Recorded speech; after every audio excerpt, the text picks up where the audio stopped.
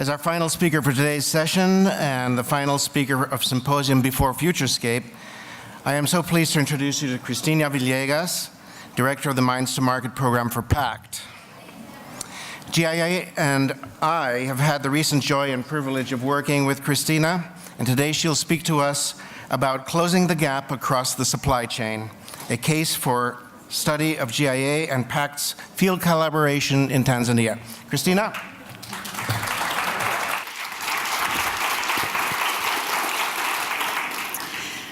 Lower this a bit. It's a pleasure to be here. Thank you so much. Will mentioned he's from San Diego. I'm from Sacramento. But I was in Ethiopia a couple years ago, and I met this Ethiopian gemologist. And why don't you know, he actually used to work on a mine in San Diego. So we reminisced. I went to UC here. So I'm the director of mining at Pact. And Pact, we joke, we're the biggest nonprofit you've never heard of. But we actually have about 5,000 people who work for us. Oops. And we're in 40 countries around the world. We have 5,000 staff. We focus on health, livelihoods, and natural resources management. In that last cone sits the mining program. And we have geologists, engineers, social scientists, economists, everyone working for us. These are some of the countries that we work in. Our biggest countries, our biggest one is in Myanmar. We have about 1,000 people working there throughout the country. And we're in Zimbabwe, Zambia, and everywhere in between. So I'll be in Colombia next week for the Emeralds Conference. I know at the end of the day, we probably should have gone over the slide in the very beginning, but just so we're all on the same page, just a very quick 30-second crash course on mining. When you hear the word artisanal mining, it is not hipsters.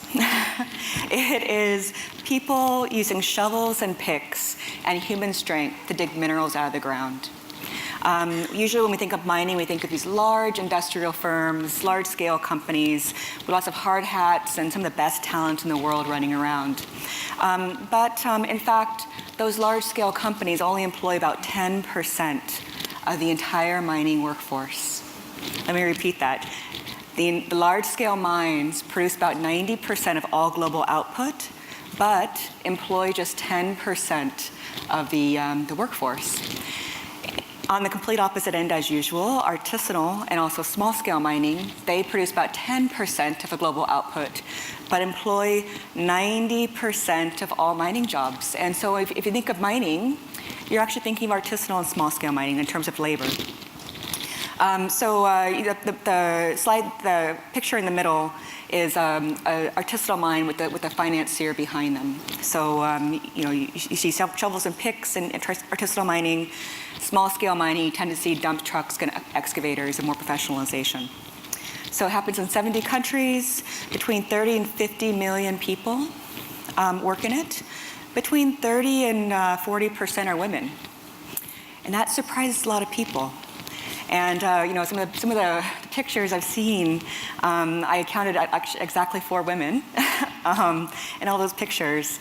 And actually, it's we're learning a lot about them. And I can talk about that in the questions if you'd like, but you'll actually meet some in the next few moments.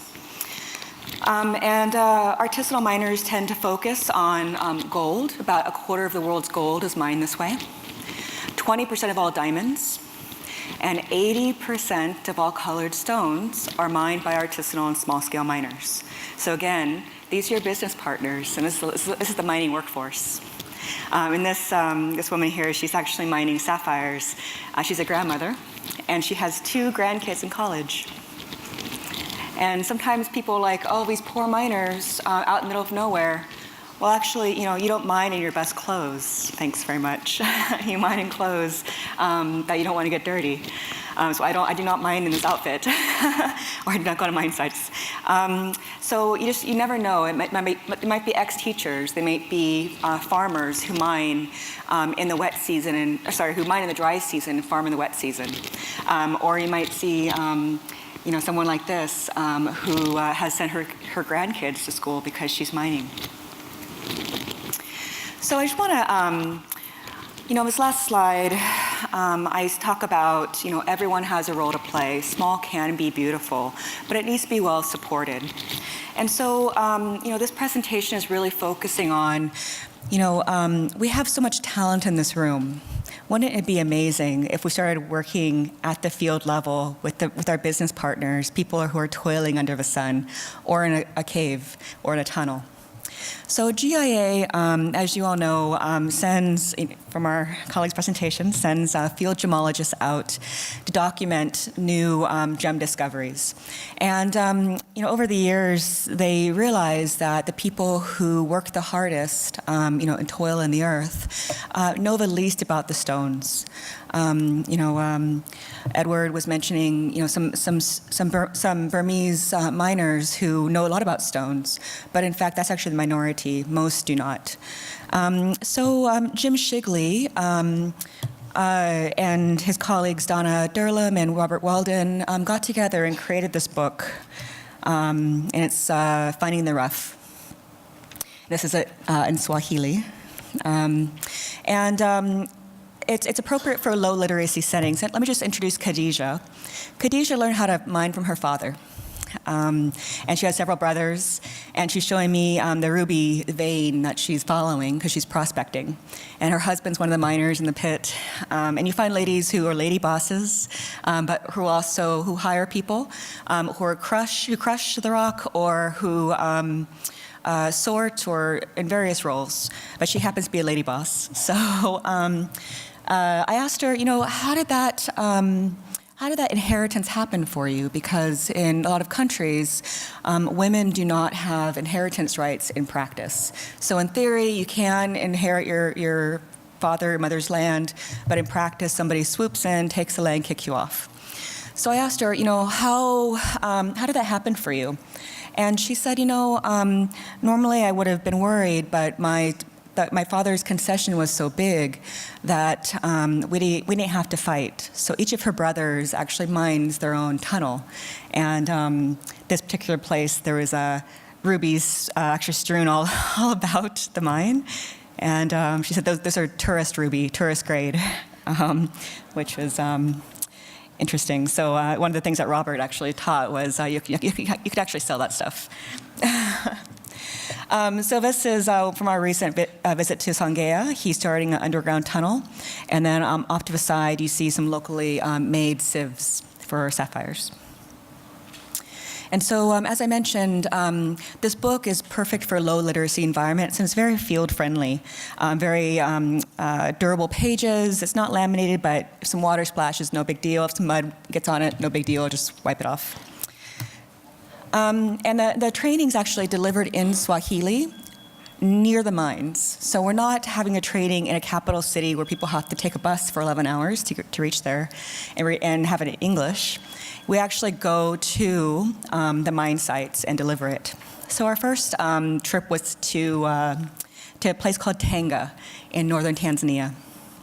And the first step was finding the miners. And luckily, Pact, we work with some of them. We have some of the biggest artisanal mining programs in the world. So we're actually quite good at finding artisanal miners. And we decided to partner with the Tanzania Women Miners Association, TAWOMA. And they have 3,000 members. So again, the ladies are there. You just have to ask about them.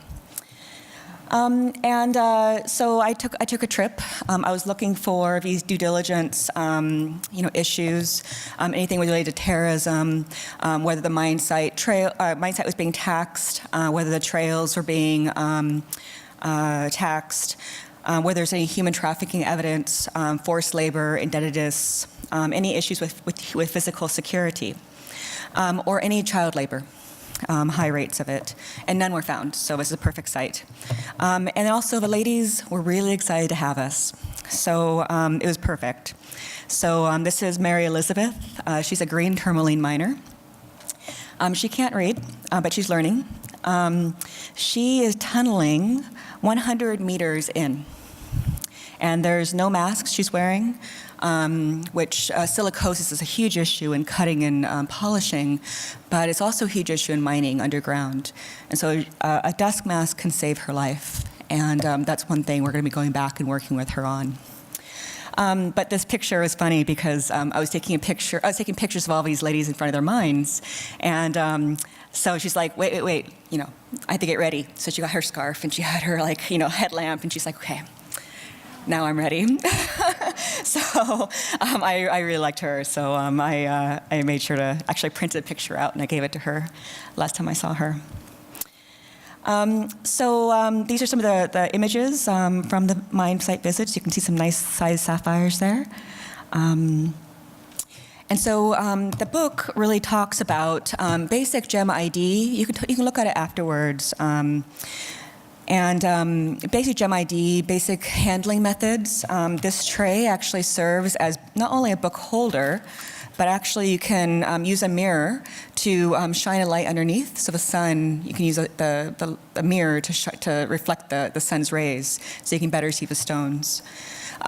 Robert and his team went over evaluation principles, quality, what's selling, things like that. And also, really importantly, from a livelihoods perspective, sorting before sale. So, what we were finding was that this group was just selling the run of mine. So the good stones and the bad stones together, because they didn't know the difference. So Robert and his team talked about pre-sorting methods, and that is what changed their life. I'll just read a few passages. The first is from Rahima, and she says, I started washing gems with water after the training, and this has helped me see the material more closely, or more clearly. Before I was using salt, which faded the color, and you could not see any other details. And then Abdallah talks about, before these trays provided by GIA, I was collecting everything together and selling them together. Now with the trays, I separate the stones, and then I sell them by their quality. And something that really gave me chills was we had this Kenyan gemologist that GIA hired. His name's Marvin. We tried to bring him to the conference, but the U.S. government didn't give a visa, so there you go. But anyways, he said, at the beginning of the training, when I first met this group, I didn't see anything worth cutting. But as we progressed, the sample quality improved, and on our last visit, I saw stones worth cutting, which means that they heard us. They weren't just sitting in a training. They heard us. They were showing us their knowledge. And so one of the things with the training is it's over 2 days. There's a theoretical session and a practical session where people bring their stones. And then we also send Norbert, you can see him, he's Mr. Denzel Washington, as GIA calls him. He'll be in the Chicago Responsible Jewelry Conference with one of the lady miners, Salma, she's coming too. That's next week. So Norbert and Marvin went out together to do some refresher training with the students. So with adult education, you can't just train. You have to go out and go to their mine sites and actually show them and support them, and show them again and support them again, and readjust, especially in low literacy environments. So it can't just be a one-off. It has to be supported. Some of the key outcomes kind of speak for themselves. The women reported being more knowledgeable about gems, 89%, increased confidence in dealing with gems.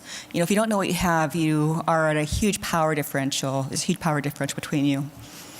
They reported having greater financial independence, understanding the benefits of gem rough preparation, understanding quality, value factors. And we asked, will this training last about a year, in the benefits, 5 years, lifetime? And most of them said lifetime. So again, if you think about what kind of skill was in this room and what could you help contribute, these benefits can change people's lives, and I invite you to do so. So we did take some measurements. Pact's obsessed with data and measurement and making decisions based on that data. So we did an SROI, a social return on investment, which I can talk about in the methodology. I can talk about methodology if you'd like.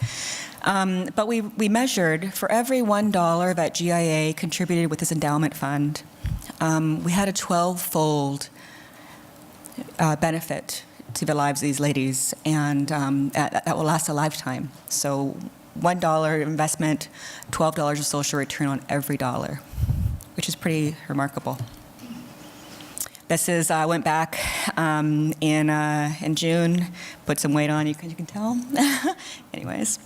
And then from Umba, we went to Ruby country this year. GIA wanted to expand, they wanted to go to new places, and we learned a lot in this trip. And so we were on to Ruby country. So we went to Songea, Tunduru, and Morogoro in August. So Robert is just fresh back from the field. He washed the mud off himself. And here's some pictures from Morogoro. In some places, this is actually in Songea, we were actually the first educational effort to reach these miners. And they're ready for us. We reached 700 people. So the first round was 200. We worked with, Tawoma, and then we expanded it to more miners, and they packed the room every place we went. And this is Marvin off to the right, and then Robert in less formal wear, mine appropriate wear in the middle there, and my colleague Norbert in the plaid, translating in Swahili. So again, if we kind of think about the changing sector and also some of the campaigns that we're seeing from Amnesty International, from Human Rights Watch and others, it's easy to ignore it for now, but this is a new normal. And, especially with blockchain, we're starting to understand how to reach people in far-flung places. Pact operates the biggest conflict-free sourcing program in the world. So if you have an Apple phone, a Google phone, Motorola, or a Samsung, we have literally touched the inside of your phone because it comes from Congo, tantalum. And we know what mining region it came from. We know the conditions under which it's mined. We have 24-hour monitoring. So we can't say something's impossible, because we've proven it for the last 7 years, actually 8 years now. We work with over 80,000 artisanal miners in Congo, 1,200 mine sites. So now it's the jewelry sector's turn. And we can change people's lives together. So just some questions. Do you know the origin story of your stones? Can you improve it? Do you know the origin story of your gold? Can you improve that? Do you know the conditions of cutting and polishing? There's a whole lot of things you can do. I say mild to wild, small to big. You can buy fair mind and fair trade gold. I'm on the advisory committee for fair trade. We work with Fair Mind in the field. They're fantastic. There's a whole lot of new gold initiatives reaching market now. Just Gold from Congo. There's a new trust chain initiative from Congo. Again, Congo might seem like a scary place, but it's actually a lovely place. Just one part of the country is conflicted, and we know how to work on conflicted sites and not conflicted sites. So. And there's also a few interesting things coming down the pike in terms of mining standards. There's something called CRAFT, which is the Code for Risk Reduction in Artisanal Mining and Formalization and Trade, or CRAFT. It's kind of like beer, craft beer, small producers. The idea is this can be like an ethical floor for artisanal and small-scale mining. So it mirrors the OECD's red flag issues. I'm on the advisory committee. I helped create it. If we talk about if shared language is an excuse about not to act, that's no longer an excuse anymore. We have CRAFT. It's being rolled out. Actually, it was rolled out in July, and this is worldwide. You can buy the De Beers Gemfair product that's coming from DDI. Or you can keep in touch with Salim's effort and the University of Delaware. It's a great knowledge hub. or you can partner with Pact or any of the organizations I listed here. So just a few field photos just to show you some funny pictures of mud. This is my life. This happens all the time. I think actually when I was scoping for Robert, we had 3 flat tires. But anyways, no mud though, it was a dry season. This is some roads in Congo. Some mines you can only reach by canoe. So this is one of our sites in Congo actually again. Some places don't have electricity. So, and just so you know, blockchain is being worked out to work in places that doesn't have electricity, doesn't have internet. You can use cell phone signals and other things. But in this case, we're delivering government training at dusk, and we have to use flashlights to do it. And these are some of the cartoons that we use in our work with artisanal and small-scale miners. You can see it's picture-heavy, and we use, on the back of each of these images is notes for the facilitator. And like this first one with a lady, who can tell me what she's doing and what's wrong and what's right here. Hard hat, yes, good. No dust mask. What else? Women are allowed underground. So it's a conversation topic. Sometimes you hear actually a lot of places that women are not allowed underground. They're bad luck. Only men shall enter. In the middle, what's the middle, the upper middle slide? What's that trying to show? Hard hat. Yeah, boots. And on the right, he's not wearing a dust mask. There's no reinforcement on that tunnel. So it's kind of, you get the point. We're having a conversation. So we have a video for you. And here you go.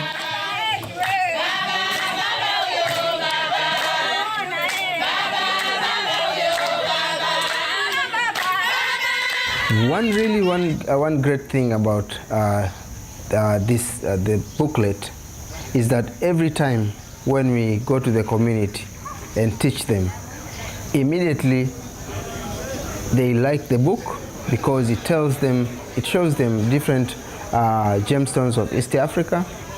It tells them the whole supply chain from the source to the jewelry, and you can hear from them directly saying that we never had this kind of a thing before. They were just doing mining, but they didn't know where it goes. They thought maybe this is something that we need to sell it, but they don't know really where it goes, what people does with it. So after this project, really you can hear from them saying, this is fantastic. It has made a lot of impact into their minds, and now they can see gemstones from the other perspective. Even others have said they now can see from the eye of the cutter, which is the great value they're putting into the gemstones now.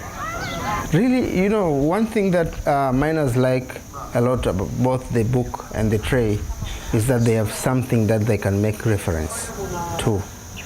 For example, if some of the gemstones they were mixing between one color and the other from tourmalines, and they're mixing it.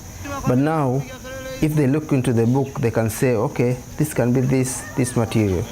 But now also in terms of the tray, now they put the material they have, the rough they have, put in the tray, and they pass the light from the bottom and from the top.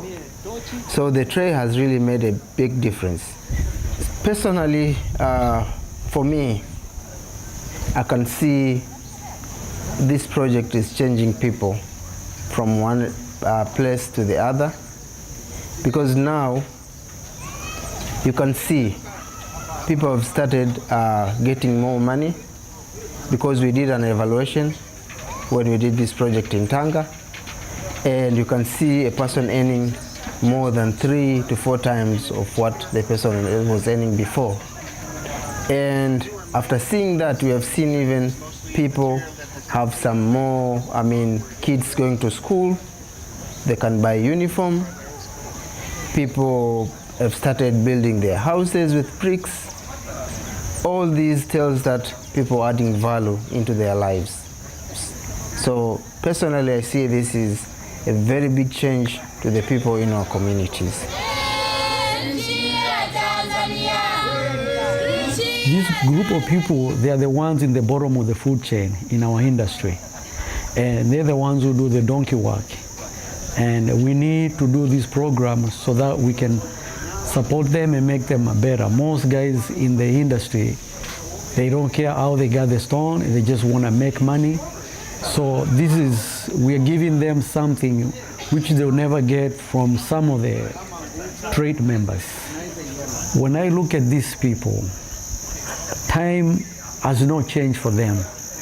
It's like they're back in 1979, but the other part of section of the industry has moved on and people are making money, but then they are just left down there where it was back in the days. These people, nothing has changed for them since the beginning of time. They're just stuck there, and what we're giving them actually is changing their lives.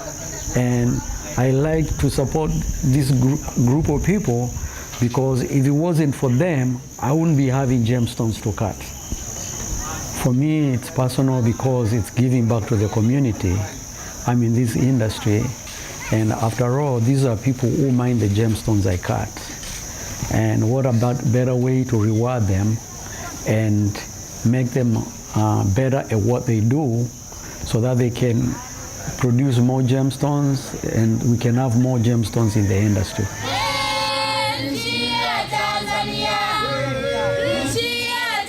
The thing that makes me always want to come back to Africa is because Africa itself is a continent that once you've been to it, you always wish to return. You always wish to bond with the people and see its incredible treasures.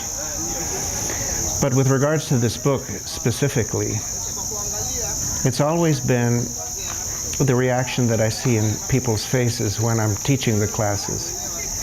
Those reactions are treasures that I'll never forget as long as I live. Because you realize in a fleeting instant that you've actually made a change, that you've helped someone in a very distant place. And we've gone to incredibly distant places in Tanzania as we started this project. So that feeling just never leaves you, and you always feel like, I wonder if there's something I could do, if there's something else I could do. Is there another booklet I could do? Is there another community I could affect? These are the questions that, once you get started on something like this, you continue to ask yourself. The other thing that I see when I go to those places is a complete change. Because I've been to some of the places repeatedly, once when we rolled out the booklet, and then again later when I've come back to see how it's been going.